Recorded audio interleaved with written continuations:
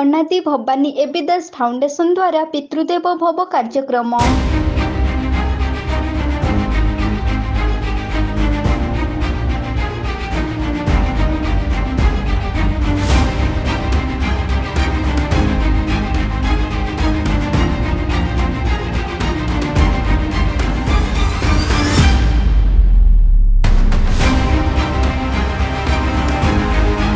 ନୃତ୍ୟ ଓ ବାଦ୍ୟରେ ପ୍ରକମ୍ପିତ ହୋଇଉଠିଲା କେନ୍ଦୁଝର ଜିଲ୍ଲା ଘଟଗାଁ ବ୍ଲକର ନୁଦୁରପଡ଼ା ଗାଁ ଦାଣ୍ଡ। ଶଙ୍ଖ ହୁଳହୁଳି ସହିତ ବନ୍ଦାପନା କରି ପାଛୋଟି ନେଲେ ଅନାଦି ଭବାନୀ ଏବି ଦାସ ଫାଉଣ୍ଡେସନର ପ୍ରତିଷ୍ଠାତା ପରିବେଶବିତ୍ ଡକ୍ଟର କିଶୋର ଚନ୍ଦ୍ର ଦାସ, ନିର୍ଦ୍ଦେଶିକା ମଧୁସ୍ମିତା ଦାସ, ଉପଦେଷ୍ଟା ଚନ୍ଦ୍ରଶେଖର ଦାସଙ୍କୁ। ଚାଙ୍ଗୁ ନୃତ୍ୟ ଆଉ ନାମ ସଂକୀର୍ତ୍ତନର ନାଚରେ ସ୍ୱାଗତ ଜଣାଇ ଗ୍ରାମର ମହିଳାମାନେ ପାଛୋଟି ନେଇଥିଲେ ସଭାମଣ୍ଡପକୁ।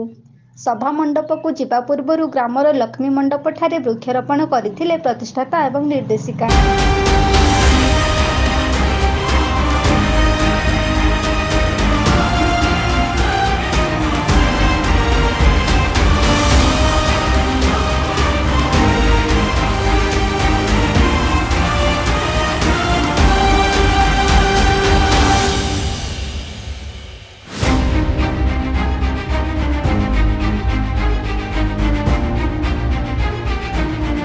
ସଭାସ୍ଥଳରେ ଭାବବିହ୍ୱଳ ହୋଇଉଠିଥିଲେ ଏବି ଦାସ ଫାଉଣ୍ଡେସନର ପ୍ରତିଷ୍ଠାତା ଡକ୍ଟର କିଶୋର ଚନ୍ଦ୍ର ଦାସ।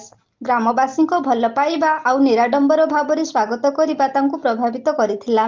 ନିଜ ଗାଁଠୁ ବଳି ସ୍ନେହ ମମତା ଆଉ ସମ୍ମାନ ପାଇ ଧନ୍ୟ ହୋଇଛି ବୋଲି ତାଙ୍କ ଭାଷଣରେ ପ୍ରକାଶ କରିଥିଲେ। କେବଳ ପିତୃଦେବ ଭବ କାହିଁକି, ପ୍ରତ୍ୟେକ ଆନୁଷ୍ଠାନିକ କାର୍ଯ୍ୟକ୍ରମରେ ମୁଁ ଉପସ୍ଥିତ ରହି ଗ୍ରାମବାସୀଙ୍କ ଗହଣରେ ରହିବି ଆଉ ସେଥିପାଇଁ ଆପଣମାନେ ସମସ୍ତେ ଆମକୁ ଆଶୀର୍ବାଦ କରନ୍ତୁ ବୋଲି ହାତ ଯୋଡ଼ି ଆଶୀର୍ବାଦ ମାଗିଥିଲେ।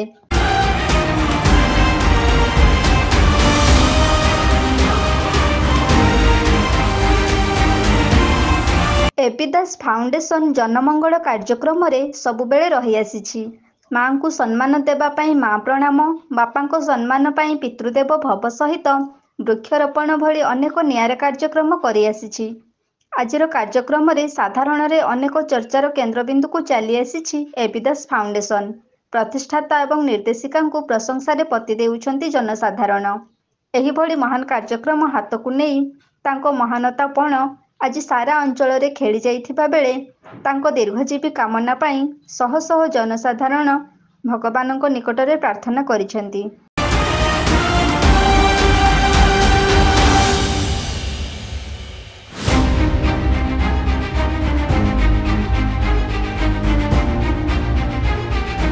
ଏହି ପିତୃଦେବ ଭବ କାର୍ଯ୍ୟକ୍ରମରେ 25ରୁ ଅଧିକ ବାର୍ଦ୍ଧକ୍ୟ ବାପାମାନଙ୍କୁ ବସ୍ତ୍ରଦାନ ସହିତ ଅନ୍ନଦାନ ଦେଇ ତାଙ୍କ ପାଖରୁ ଆଶୀର୍ବାଦ ଭିକ୍ଷା ମାଗିଥିଲେ। ତା ସହିତ ବାପାମାନଙ୍କୁ କେମିତି ଜୀବନ୍ତ ଭଗବାନ ରୂପରେ ପୂଜା କରିବେ ସେ ବିଷୟରେ ସମସ୍ତଙ୍କୁ ସଚେତନର ବାର୍ତ୍ତା ଦେଇଥିଲେ। ଏହି ପିତୃଦେବ ଭବ କାର୍ଯ୍ୟକ୍ରମରେ ପ୍ରତିଷ୍ଠାତା ଓ ନିର୍ଦ୍ଦେଶିକାଙ୍କ ସହିତ ଉପଦେଷ୍ଟା ଡକ୍ଟର ଚନ୍ଦ୍ରଶେଖର ଦାସ, ପ୍ରମୋଦ କୁମାର ଦାସ, ସୌମ୍ୟରଞ୍ଜନ ଦାସ ଉପସ୍ଥିତ ରହିଥିଲେ। ଫାଉଣ୍ଡେସନ ଜିଲ୍ଲା ସଂଯୋଜକ ବାସୁଦେବ ସିଂ, ସକ୍ରିୟ ସଦସ୍ୟ ରମେଶ ଚନ୍ଦ୍ର ନାୟକ, ଦେବାନନ୍ଦ ମହାନ୍ତଙ୍କ ସହିତ ନୁଦୁରୁପଡ଼ା ଗ୍ରାମର ନରେନ୍ଦ୍ର ନାୟକ, ଗୁରୁଚରଣ ନାୟକ ସହଯୋଗ କରିଥିଲେ। ଗ୍ରାମବାସୀଙ୍କ ଅକ୍ଳାନ୍ତ ସହଯୋଗରେ ଏହି ପିତୃଦେବ ଭବ ଏକ ନିଆରା ଢଙ୍ଗରେ ଆୟୋଜିତ ହୋଇଥିଲା।